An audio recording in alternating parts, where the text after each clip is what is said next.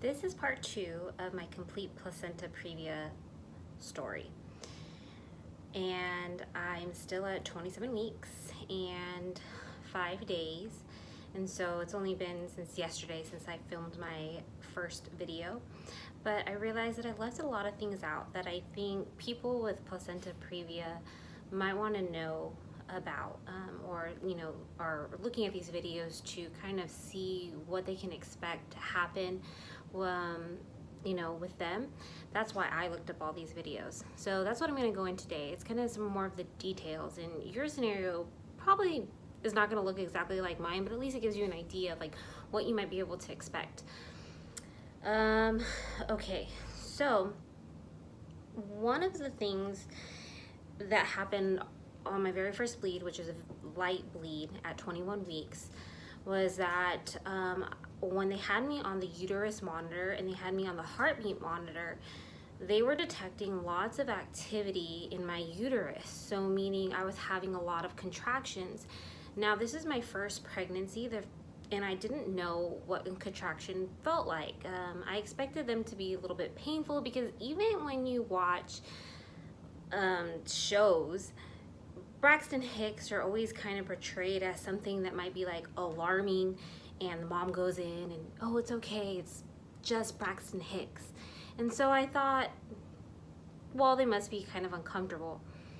And I was wrong, because they actually, for me, have not been uncomfortable at all. And I was having contractions at 21 weeks, which is pretty early actually, but I was having a lot of them. And what I thought they were was the baby like balling up and moving. Because around this time I started feeling the baby move also, and I thought maybe I'm feeling him turning. That's what I thought it was. And when they had me on the monitor and they were telling me that I was having a lot of contractions and if I felt them, I was like, no. And they're like, well, you're having one right now. Do you feel that tightening of your whole abdomen where it feels like it's a little ball? And I'm like, yes. They're like, that's the contraction. And so then I realized that I'd actually had been having a lot of contractions. And so they weren't too concerned about that first bleed. I mean, they were, but at that point, they told me that the baby wasn't viable. And I think that's why they, in first bleed, is kind of like keep an eye on it. They're more alarmed after the second bleed, and it wasn't a lot. So why they kept me in the hospital that first time, they kept me there for like 6 hours or so. Yeah, about 6 hours, because I was there at 2:00 p.m. and we didn't get released until about 8:00 p.m. and I was having a ton of contractions. They were concerned about that, because while contractions can be normal, if you're having too frequent contractions and regular contractions, that could be a sign of preterm labor.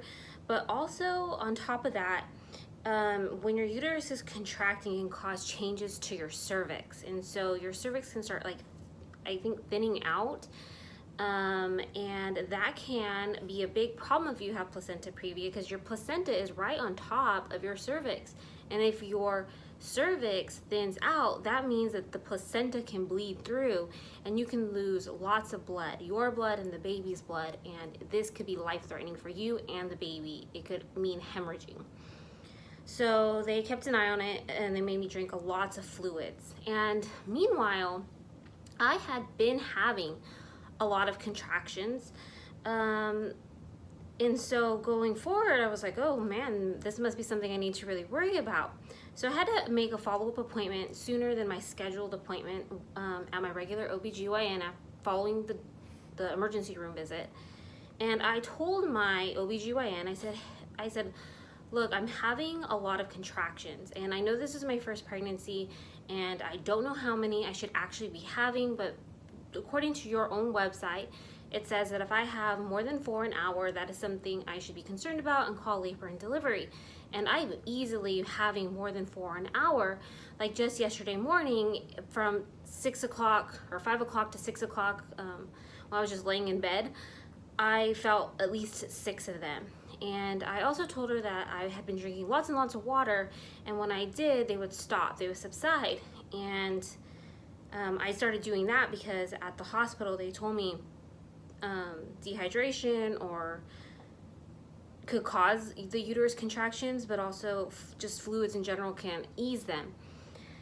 And she said, well, then if they're stopping after you're drinking lots of fluid, then you're just dehydrated, you're not drinking enough water. I'm like, no, look, I've been actually drinking like a lot of water. And she's like, well, how much water are you drinking a day? And I told her, and I said, well, at least like 6 bottles of water, 7 bottles of water a day. And she's like, well, I'll aim for 10. That was her solution. She kind of brushed me off. Meanwhile, this is the same doctor who says that she didn't see my results of my anatomy scan because she wasn't the one that ordered them. And I don't know how I feel about her. Let's just be honest. I really liked my previous doctor that I had before I switched insurance, but it was just, I couldn't do that insurance any longer. It just was making me pay way too much out of pocket. Anyways, so I took her advice and I kept drinking lots of water. I'm still feeling lots of contractions.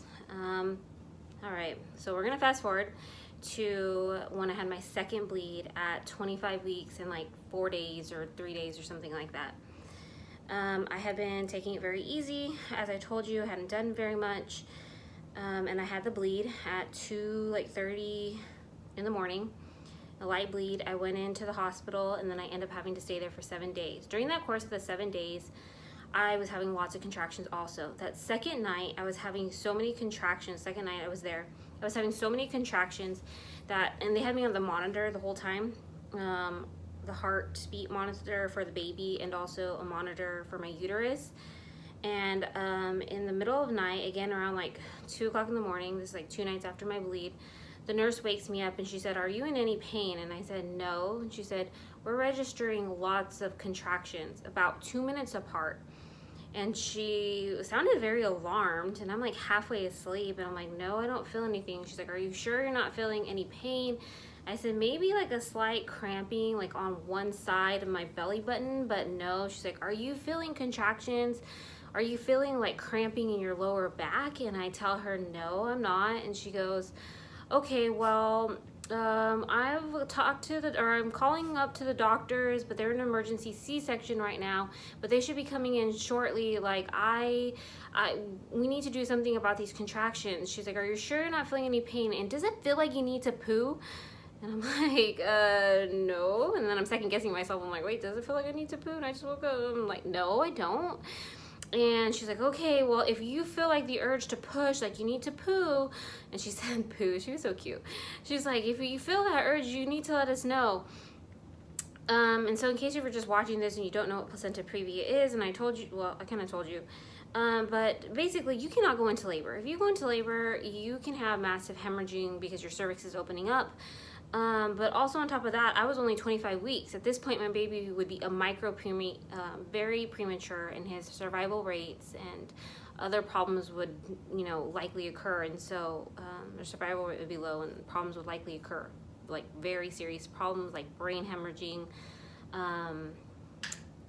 and like not being able to suck or feed, having to be fed through a tube, having vision problem, possibly blindness, just all sorts of really bad problems. That could be avoided if you can get your baby to stay in there a little bit longer. And so they made the call to start me on IV fluids. And well, actually I was already on IV fluids, but to speed it up, so I was getting like a fast drip instead of a slow drip. And then the doctor also said they wanted to put me on magnesium sulfate. Now this is a drug that went through my veins. And this drug they recommended not only because it could reduce the contractions or stop them, but also because babies at a 25-week gestational age, if they were to be born at that time, would have the brain bleeds. And the magnesium has actually been shown to prevent or make it less likely for those brain bleeds to occur. So I got onto the magnesium sulfate, and that lasted, it should have been a 24-hour drip, but they ended up taking me off after 12 because I had I didn't have any more contractions, or I wasn't having frequent contractions, and also really about the dosage I had was good enough for preventing the brain bleeds if the baby were to be born prematurely. So I was on that, and let me tell you, man, they tell you some of the symptoms, And it was no joke, especially at first. It was, you immediately feel very, very hot, like you're in a sauna. For me, it mostly felt a really burning sensation in my cheeks. And also it's a smooth muscle relaxer, and my eye kept wanting to close like on its own, and they didn't warn me about that possible side effect. And I said to the nurse, is this right? Should my eye be closing? And she's like, oh, that happens sometimes. She's like, I'll slow down I forgot what the term is when they give you like their initial dose. It's really high, so she slowed it down a little bit for me. And they said you might feel like you ran a marathon, like you've been walking all day, you're gonna be really tired. Another nurse wanted to give me a catheter. Thankfully, my other nurse did not think it was necessary. I wasn't having problems controlling my muscles, like my legs and arms and things like that. I was able to get up and go to the bathroom and stuff like that unassisted. I was fine. Well, I had to get unplugged from all the machines. They had this machine hooked up to my legs and IV in my arm and baby monitor, and ugh, I was plugged up to everything. But other than that, I didn't physically need assistance. So that was good. Now, in this last bleed that I've had, well, it was spotting, I also had a lot of contractions, and it seems like the days after the bleeds are when the contractions are the heaviest, because I guess your uterus gets irritated. And so like this morning I was having a lot of contractions. I was really concerned because of course it could cause bleeding. So I chugged like 3 bottles of water like right in a row just to try to calm it down, and it seems to sort of help, but I'm still very concerned about the number of contractions that I have. And they said if it really continues to happen, I can go in and get monitored. It's better to be like at that hospital than not to be at the hospital, because if a severe bleed were to happen, I could have like a matter of minutes. And this all sounds really dramatic because during placenta previa, like you feel fine, like you don't feel like anything is really wrong with you. And so it can be kind of hard to like wrap your mind around the fact that something really serious is occurring. And you have to remind yourself too, because you're like nesting, you want to like, well, at least I do, like I have a rocking chair that I want to finish. I have a dresser that I need 2 drawers to paint still. I have a bunch of baby clothes I want to put away. I have things that I want to do. Like I just want to like, you know, go out and prepare and shop, and I feel like I can't, well no, not I feel like I cannot do any of those things because I'm on bed rest. Like my big outing today was going to Kaiser to my local doctor. They had a breastfeeding like workshop sort of thing, a breastfeeding class.